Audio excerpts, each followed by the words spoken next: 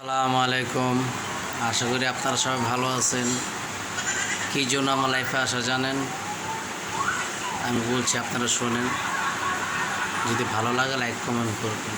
এই যে দেখেন, আওয়ামী লীগের লোকেরা, এই যে প্রধানমন্ত্রী বেগম শেখ হাসিনা, তিনি এই জিনিসের দামগুলো যে বাড়াচ্ছে, আমরা গরিব মানুষ কিভাবে বাঁচবো?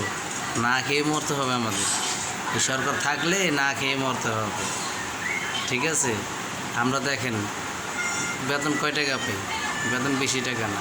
আমরা এই কয় টাকাতে সংসার চালাই। এরপরে যদি জিনিসের দাম এমনি অতিরিক্ত বাড়ে, তাহলে আমরা কেমনে চলবো? আমরা না খেয়ে মরে যাব। আমাদেরকে তো একটা ব্যবস্থা নিতে হবে না? এই ব্যবস্থার জন্য আমরা কি করতে পারি? আমরা কিছু করতে পারবো না, কারণ ক্ষমতা তাদের হাতে। আমরা গরিব মানুষ, সাধারণ মানুষ, আমরা দিন আনি দিন খাই, কাজ করে খাই। আমরা খেটে খাই। আমরা সারাদিন পরিশ্রম করি, দুপুরে সে কটা ভাত খাই, কোনো দিন না খেয়ে থাকি। কারণ কীভাবে খাবো বলেন? জিনিসের দাম যেমন বাড়তেছে, এমনি কি খাওয়া সম্ভব?